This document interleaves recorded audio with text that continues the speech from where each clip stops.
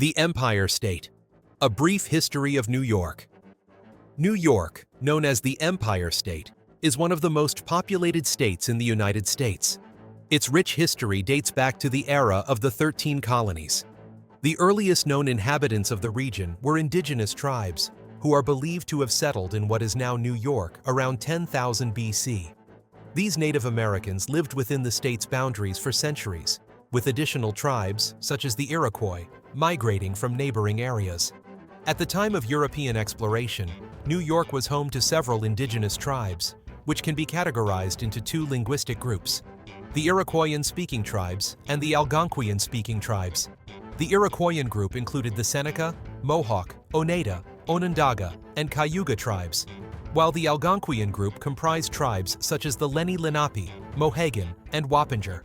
The indigenous populations had developed sophisticated systems of economy, farming, and culture, along with a significant alliance known as the Iroquois Confederacy. European interest in the region began with explorers like Giovanni da Verrazzano, an Italian sailing under the French flag, who arrived in New York Harbor in 1524. Although he documented his exploration, he did little to establish a colony. Jacques Cartier, another French explorer, followed in 1535, but similarly failed to initiate colonization. It wasn't until 1609 that Henry Hudson, working for the Dutch East India Company, made a significant impact. His arrival marked the beginning of a Dutch settlement in the region. By 1614, the Dutch established Fort Nassau near present-day Albany as a trading post, particularly for the lucrative fur trade. By the mid-1620s, Dutch families began migrating to the colony, which was named New Netherland. In 1624, New Amsterdam, the future New York City, was founded. In the late 1660s, tensions between the Dutch and the English escalated. During the Second Anglo-Dutch War, the English seized New Netherland, renaming it New York. The city of New Amsterdam also received the new name. Although the Dutch briefly regained control in 1673, they renamed it New Orange. However, they lost it again to the English shortly thereafter. Despite the change in ownership, the colony continued to grow. When the English took over, New York City had about 8,000 residents. By the mid-18th century, the population swelled to approximately 168,000 as waves of immigrants sought better opportunities. Many fled their homelands due to famine, religious persecution, and economic hardship. New York's economy thrived, with agriculture playing a crucial role. While some settlers coexisted peacefully with indigenous tribes, others did not.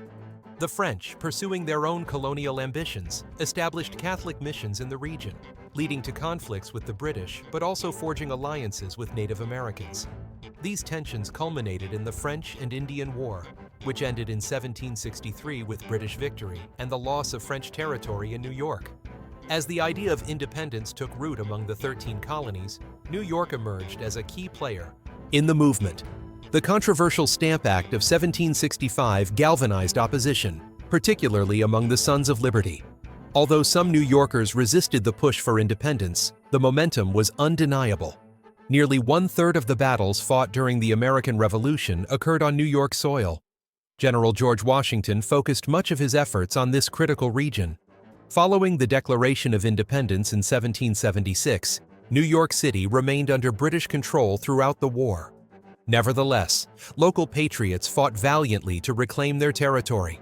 After the war ended, New York City briefly served as the capital of the United States, and New York State became the 11th state to ratify the Constitution. The 1777 New York Constitution significantly influenced the Federal Constitution of 1788.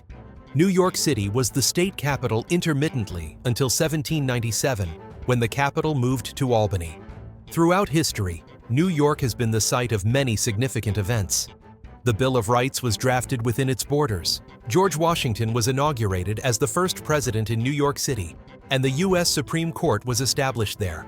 The state also played a pivotal role in the War of 1812. As time progressed, New York's reliance on agriculture diminished. Innovations in transportation, such as steamboats and trains, made the state more accessible. The opening of the Erie Canal further enhanced its attractiveness. By this time, Native Americans were confined to reservations, while many others had been exiled or had died due to their support of the British during the Revolutionary War. By the mid-19th century, Governor William H. Seward worked to protect the rights of runaway slaves and free blacks in New York. Despite some opposition, the state quickly aligned with Abraham Lincoln during the Civil War, providing more manpower than any other northern state. However, unlike the Revolutionary War, no battles were fought on New York soil. Tensions flared in 1863 when a draft law led to violent protests known as the Draft Riots, primarily driven by Irish Americans who targeted black communities. After the war, immigration surged, further diversifying New York's population.